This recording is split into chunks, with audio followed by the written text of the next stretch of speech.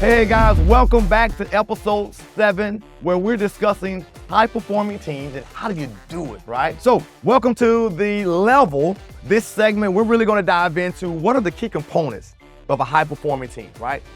Oftentimes, when you throw that word team out there, people have all kind of ideas about it.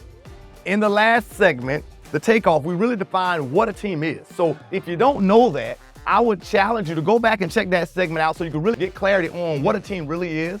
How do you bring people together and think about that, right? Because as I said in that segment, truth be told, only 20% of the population has ever played an organized sport before. So people don't know what the team looks like. So you have to do a great job of really explaining that. And we've done that in the last segment. Now, so what are those key components of a team that helps a team be very, very successful? You know, these are like the 10 elements that all high-performing teams have.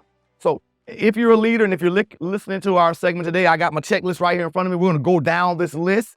And I want you to think about this because you need to know, are you doing this well? Because if you're performing all 10 really, really well, you're doing a hell of a job and you should have a high-performing team.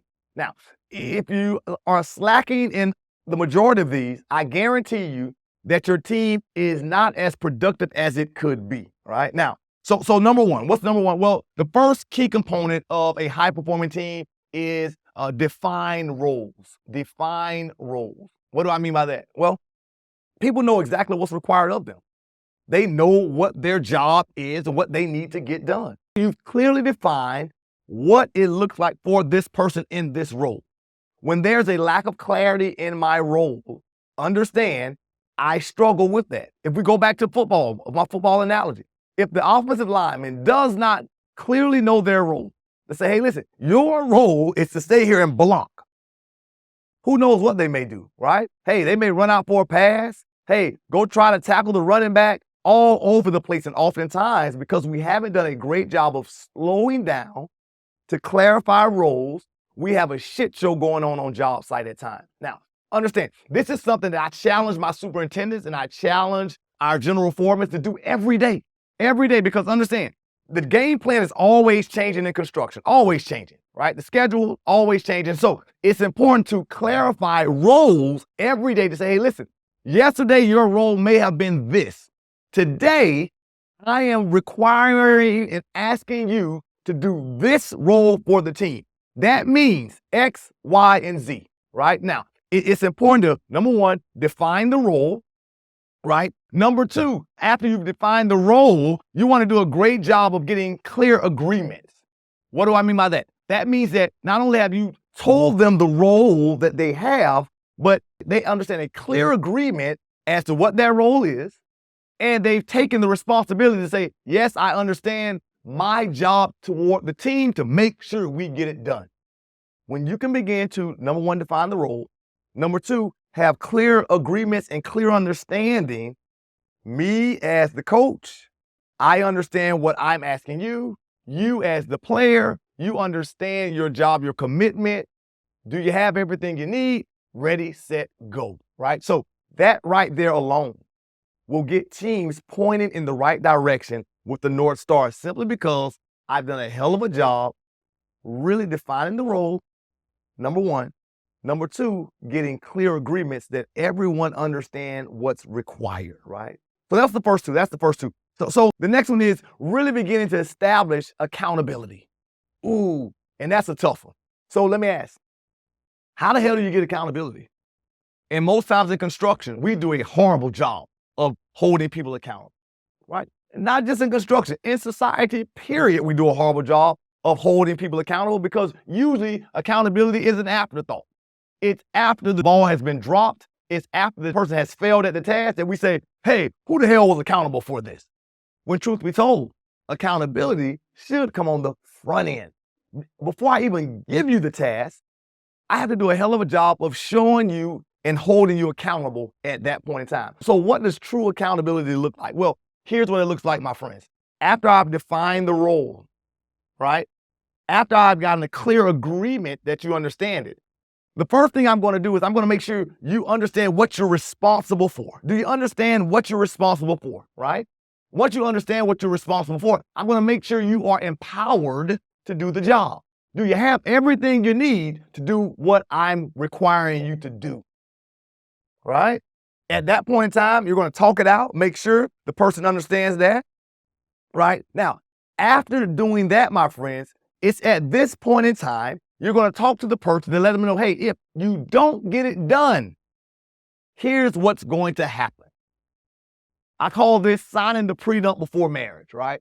You know, when you as a leader can say, hey, listen, this is such a vital role to the team that I need you to get it done. If you don't get it done, X, Y, and Z won't happen. And if that happens, I'm going to have to come back to you, and here's what I'm going to have to do. Right? Understand, if you could do this early on, it makes your job much easier if you ever have to come back and reprimand someone as a leader, right? Because you set the tone and the tempo before the ball has been dropped. Most people struggle having to come back to talk to people and challenge them because they didn't do a good job setting them up for success. Now, after I've done that, I can now hold the person accountable. Say, hey, listen, ready, set, go. You're accountable for making it happen. But I've done a great job of defining the role, having a clear agreement, right? They know what they're responsible for. I made sure they're empowered. They have all the tools that they need. They got a chance to ask all the questions. I told them what will happen if we don't get it done.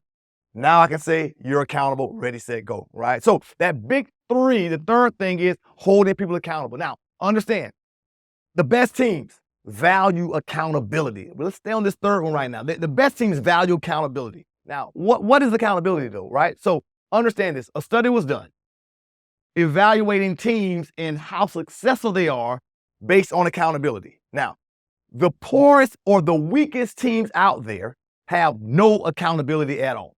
Zero accountability. If your organization, if your team has no accountability, I can guarantee you are a very underperforming team because there's no accountability. Now, the second weakest team are those teams who only look to leadership for accountability. This is kind of that concept that I can say, when the cat's away, the mice will play, right? Now, if no one else is holding people accountable except the leaders, we have a semi-weak team there. Now, the best teams that are out there, my friends, are those who have what we like to call universal accountability. What do we mean by that? Well, universal accountability means that everyone understands their role. Everyone understands the North Star of where we're going. Everyone understands the values that the team lives by. And anyone on the team can call anybody out if they fall out of line. Ouch. From the lowest person on the totem pole to the highest, if they see someone not going in line with where the team said we want to go, they can call bullshit on it. And they can call people out. The teams who perform the best, who are high-performing teams, have created this type of environment so that everyone feels like they can participate, right? So that's our next one. We have participatory leadership. What do I mean by that? Well, number 4, participatory leadership means that, my friends, there's not just one chief here. No. Everyone views themselves as leaders. In my own domain and where I am a leader in this particular part of the organization. I have been tasked with this role and given this responsibility. I am a leader here and I see myself that way and I'm going to participate as such. And as a result, I'm going to make sure we are very, very successful, right? So that participatory leadership has universal accountability. Everyone doing a great job, right? So understanding this, defining roles, right? Making sure we have clear agreement, making sure we hold people accountable. Next, making sure we have participatory leadership is going to be huge for us there. Now, the next one, which is very, very important, is managing conflict. And this is where you have to really refine your skill set, my friends, right? For managing conflict. It can be very, very challenging. And that's when managing conflict, because most of us avoid conflict. My team and I joke quite frequently because I've come to a place where I freaking love conflict. I don't create it, but I love it. I love that butterfly in my stomach when I have to have a challenging conversation with someone. Because it's like, ooh, man, I get to level up today. I get to grow a little bit in my leadership and sharpen my tool a little bit, having a challenging conversation. Now, as a leader, you want to be able to have those quick and often, right? When something goes wrong, you don't want it to linger. High-performing teams address things immediately. Think sports really quickly for me, right? Now, if a player misses a shot, misses a block, drops a ball, throws an interception, they're getting immediate feedback as soon as they come off the damn field. We're not waiting the next week or next month to talk to the player about what happened.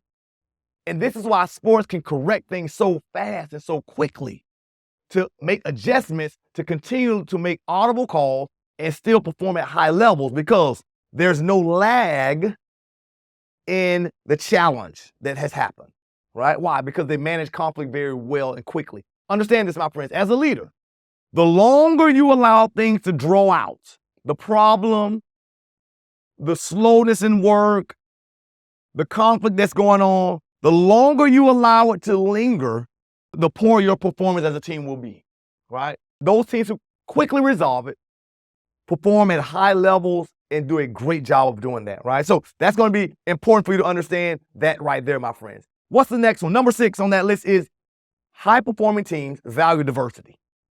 Yes. High-performing teams understand that difference is not scary or dangerous. Not at all. They actually want difference. They want people who have different skill sets than they do. They want people who can think differently, people who work at different pace, right? People who can do different tasks that they can't do, as well as they don't allow their ego to get in the way, because they understand that, hey, listen, this person is way better at this than I am. Understand this. Our director of operations is phenomenal. She is way better at shit than I am. And understand, if I get in the way, I slow her down and I slow the progress of the team down.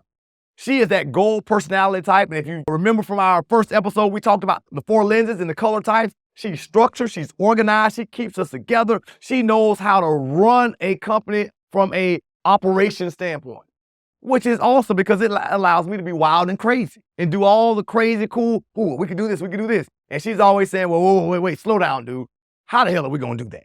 Let me think about this. And so because of the diversity that she brings to our team, she brings structure, order, control to our team to bring big ideas forth. Now, if I allow my ego to get in the way and slowed her down or shut her down, we would not be a high-performing team where we are. As well as it allows her to take ownership, and she really begins to love that area that she's playing in and has that participatory leadership in that area. So as a construction leader, my friends, it's your job to value diversity. It's your job to look within others and see what's there, pull that out, encourage them, give them the task so that they can be ultimately successful there, right? Now, this brings us to the next one, which is it's your job to maintain a positive atmosphere. Understand, my team will tell you, man, am I tough? Am I a driver? Yes, I am. Being a former athlete, it's just in me. But it's also in me to understand the value of a positive atmosphere. So no matter how bad things get, if the shit hits the fan, maybe I have to take a deep breath or two, right? But I always come back to them saying, because I want a great atmosphere, because we understand this. People work best when there's less stress. And most times they're looking to you, the senior leader, to see how are you responding to the task. If you're cool, calm, and collected, most times your team will say, well, shit, they're cool, calm, and collected, so maybe it's not that bad. We're going to be okay here, right? So creating that great atmosphere is a huge deal that would do a phenomenal job for you there, right? The next one is clear goals. You have to have clear goals of knowing what are we trying to do as a team, right? Now, we talked about defining roles earlier, so that's me individually, knowing what I'm doing. Now, the next step here is clear goals. So we clearly know where we're trying to go as a team. For a construction on site, that's saying, hey, listen, today, here's what we want to accomplish today, my friends. In order for us to meet this long-term schedule of where we're going, what we're trying to build, what we're trying to do, today we need to do this chunk here. Now, within this larger chunk of a clear goal for the team, I'm going to now break it down to have defined roles for multiple people so they can do their thing, right? The more I can do that, the better I can be, right? Now, the next one that's very, very important is effective decision-making. How do you make decisions as a team, right? And we'll pause on this. How do you make decisions as a team? I want you to think about that. Most times, the weakest team have to make every decision through the leader. please understand if that's what you're doing, my friends, it's going to be a very long, slow process to get shit done. You want to do a hell of a job of empowering people in their area to make decisions. I've seen a phenomenal company do this, Miller Electric. I got a chance to see them hands-on. They have a phenomenal CEO, Henry Brown. They have a phenomenal Chief Education Officer, Patty Keenan, phenomenal VPs. And what they've done is that they've done a hell of a job of setting guidelines and rules for each individual in their area. Hey, at the foreman level, here's what decision-making looks like where you don't even have to call anyone if it's in this area. At the project manager level, it's here, right? At the assistant PM level here, at the executive level here, so that people can operate in their gifting, in their call with their skill set and be phenomenal leaders and take ownership in their area without having to make a call. So understand, these are some key rules. If you do these things, my friends, you can do a phenomenal job of bringing people together, amplifying the productivity of your team, being super, super successful. Now, in the next segment, we're going to dive even deeper into this thing of team building and creating phenomenal teams. And we're really going to go back a little bit. We're going to talk a little bit about the 4 lenses, because understand, not only do you need to put these things in place, you need to really know your people really, really well. And we're going to really dive into that in the next segment of the foundation. So, hey, tune into the next segment so you can really begin to understand how to motivate, how to encourage, how to get the best out of people using the 4 lens assessment and their personality. See you soon, guys. Hey, I want to thank you again for tuning in to No Bullshit with Alex Willis, the #1 source for leadership development in the construction industry.